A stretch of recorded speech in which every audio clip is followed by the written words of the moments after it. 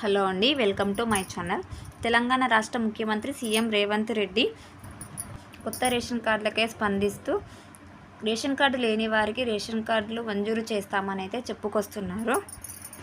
New ration card కోసం దరఖాస్తుదారులు ఆన్లైన్లో మీ సేవా సెంటర్లో అప్లికేషన్ ఇవ్వాలని చెప్తున్నారు.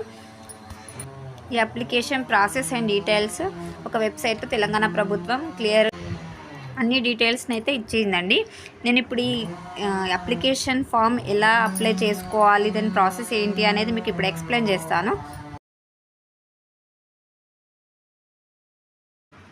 ఫస్ట్ అయితే మనం మీ సేవా సెంటర్కి వెళ్ళి న్యూ రేషన్ కార్డు కోసం అప్లికేషన్ ఫామ్ తీసుకోవాలండి. ఆ అప్లికేషన్ ఫామ్కి గుర్తింపు కార్డు ఏదైనా అంటే ఆధార్ కార్డ్ లాంటివి, మళ్ళీ నివాస ధృవపత్రానికి సంబంధించింది అదొకటి, మళ్ళీ మన రిజిస్టర్డ్ మొబైల్ నెంబర్, ఇవైతే కంపల్సరీ యాడ్ చేసి అప్లికేషన్ ఫామ్ టోటల్గా ఫిల్ చేసి ఇవ్వాలి. మనం అన్నీ కరెక్ట్గా ఇస్తే మనది అప్లికేషన్ ఫామ్ది మొత్తం స్క్రీన్ పైన కనబడుతుందండి.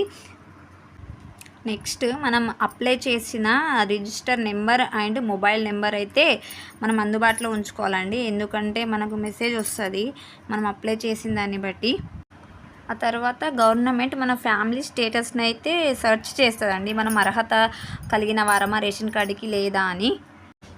మన డీటెయిల్స్ అన్నీ చెక్ చేసిన తర్వాత మనకు అర్హత ఉంది కొత్త రేషన్ కార్డుకు అని అనుకుంటే రాష్ట్ర గెజిటెడ్ అధికారులు ఖచ్చితంగా మన అప్లికేషన్ నమోదు చేస్తారండి. అంతేనండి. ఆ తర్వాత తెలంగాణ గవర్నమెంట్ మనకు ఫుడ్ సెక్యూరిటీ కార్డుని అయితే అందజేస్తుంది. కంపల్సరీ అండి. ఆగస్టు 15 వరకు తెలంగాణ ప్రభుత్వం కొత్త రేషన్ కార్డులకు గ్రీన్ సిగ్నల్ ఇస్తుంది. ఇది మాత్రం వాస్తవం అండి. ఈ వీడియో నచ్చితే ఒక లైక్ చేసుకోండి. మరిన్ని అప్డేట్స్ కోసం ప్లీజ్ నా ఛానల్ని సబ్స్క్రైబ్ చేసుకోండి. మీరు చేసే సబ్స్క్రిప్షన్ ఇలాంటి మరికొన్ని అప్డేట్స్ని చేయడానికి నాకు ఎంకరేజ్మెంట్గా ఉంటుందండి. Please subscribe to my channel. Thanks to all.